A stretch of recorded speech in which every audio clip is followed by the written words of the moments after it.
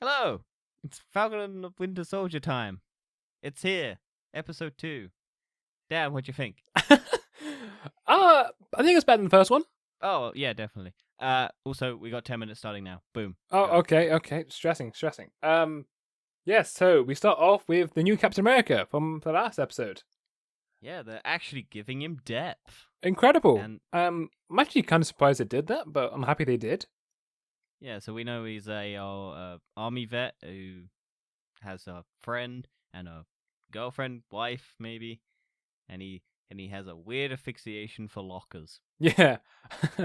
because he's rubbing his hand all over his old locker. And Which he's been doing a lot of press conferences as well. Yep, trying to show the world that he's good. Yeah. And I don't they're think kind of reminiscent of the press tours that he did in like actual Captain America did in the 90s, the 1940s. Yeah. It's, the band playing the music, which is the same kind of rescore of the original music. Mm. I don't think he has a super serum in him. No, so we see later on. I reckon this is setting him up to get super serum. Maybe. Because the bad guys are super soldiers, as we find out in this episode. They've got all of them have the super strength, not just the one guy we saw in the earlier episode. Yeah, the whole flag smashers all have it. Yeah, at least all the ones we see have it. And yeah, they're also given the flag smashers depth because they're like resistance fighters against the government who are kind of only focusing on helping the new people who came back from the blip rather than helping the people who went through the blip. Yeah, I mean, that is the benefit of doing a TV show. You can add backstory to things. Yeah. And I'm liking it. I do too. It's good. We also see Bucky and Sam meet up together. And Yeah, Bucky's pissed. Bucky's pissed because he sees Captain America, not Captain America, get on the TV, and he's like, "Why the fuck are you giving the shield away? Yeah. You knew this would happen, didn't you?" It's like, "No, I didn't. I'm too focused on wizards, robots, and sorcerers. No, aliens." What do you make of the comedy in the TV show so far? It's very male testosterone humor. Yeah, like poking fun at that because they're both very ego driven. I like it though. yeah. It doesn't work all the time. I think a lot of it works, a lot of it doesn't work. But that's every Marvel. I think that's it feels less forced than I thought it was going to be. Yeah, they have good chemistry. Yeah. Well, quite good writing.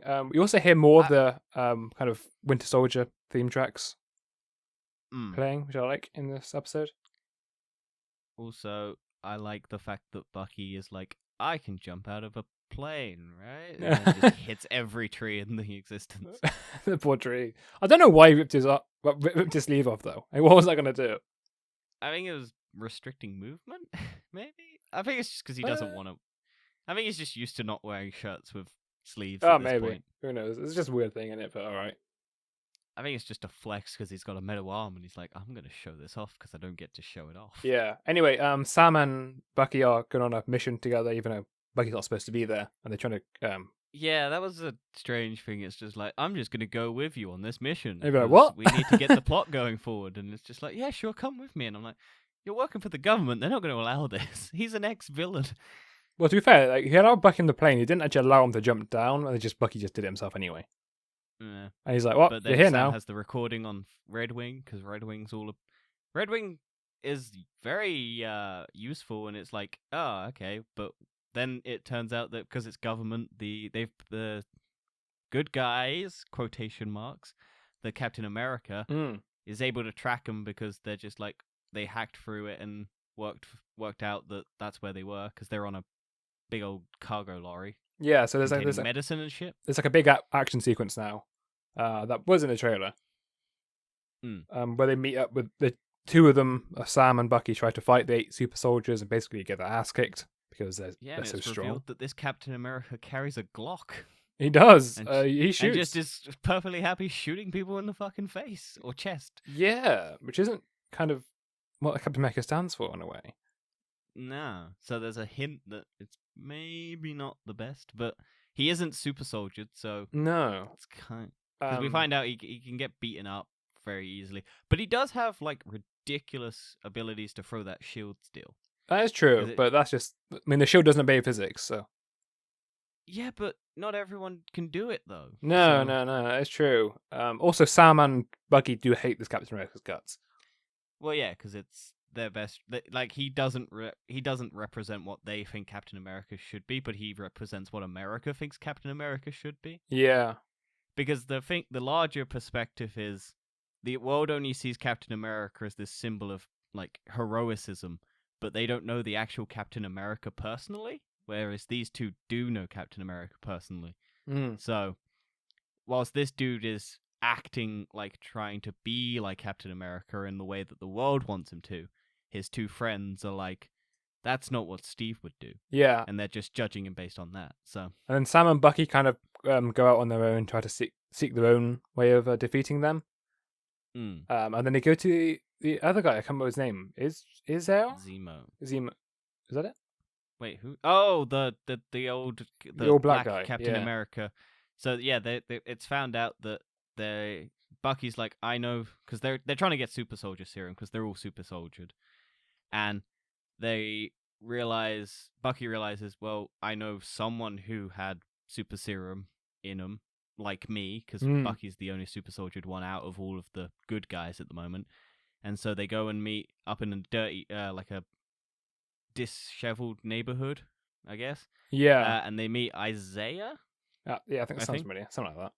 And he's one of the, because if you go back through the Marvel thing, a load of people have been trying to recreate the super soldier serum.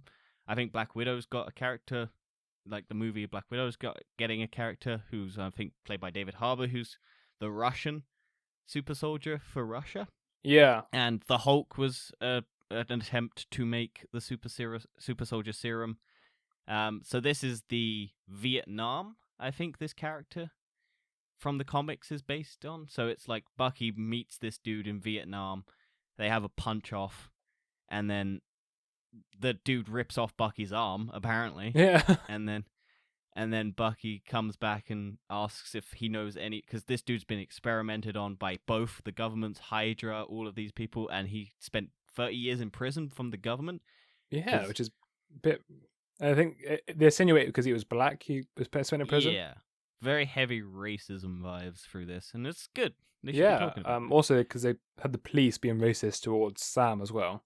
Yeah, so after they have this discussion, the police rock up because the white guy and the black guy are arguing, and then the police roll up and they're like, "Is this guy bothering you, white guy?" And the white guy's like, "No." And then it's like, and then they go, "Do you even know who I am?" The Falcon says, and it's just like, and then one of the other cops goes, "Oh, dude, it's the Falcon." And then he's like, "Oh shit, I'm so sorry." And then they kind of do the old switcheroo because they weren't actually there for the Falcon. Or either of them. They were there for Bucky because he'd missed a court-mandated therapy session. Yeah. And then you get the male testosterone therapy session where they look into each other's eyes deeply. Yeah, well, so anyway, Bucky got arrested for it, and then the new Captain America bailed him out because they want to work together. Yeah, because this Captain America has, throughout the episode, been wanting to work with them. After that fight, they're like, well, we could do this together. We could pull our resources. We could actually fight this. And so he's been trying to get them to work. But he has such a sinister vibe about him. Yeah, I think he's going to be evil. Oh, no, 100% don't doubt it. But he's trying to be good, but he's like got such a sinister vibe about the comic. Yeah, I just feel like he could be evil. Anyway, there was a therapy session, which I liked. Bit of nice chemistry in there. And then afterwards, they leave the therapy session, and then they decide they're going to go to Zemo for help. And I think they shouldn't have mentioned Zemo. They should have just gone, we know someone who knows Hydra, cuts to all the shots of like buildings and inside buildings, and then it zooms in on Zemo. Yeah, I might be a bit better. You know it's Zemo. I mean, anyway. It's a better reveal. But I didn't realize Zemo was going to be actually incarcerated. I thought he was going to be free roaming. Why would he be free roaming? He tried to take down the Avengers. No, but I thought maybe like the blip, and then because of the blip he got misplaced, and then he was free or something. Okay, I get where you're coming from. Yeah, I thought he might, because I wonder how he gets out is the question. Or is he working, because I mean, yeah, We but got, is he like, 10 working with the seconds. Flag Smashers? I thought the Flag Smashers Yeah. was Zemo. Yeah, that's what I thought. Also, the Flag Smashers have like a plane and they get away on a plane. Yeah. Just because that's where they're at. But it was a good episode, and I'm looking forward to the third one. Yeah, definitely. We'll see you in episode 3. I hope you enjoyed. It was a Bye. bit of a weird one. Bye.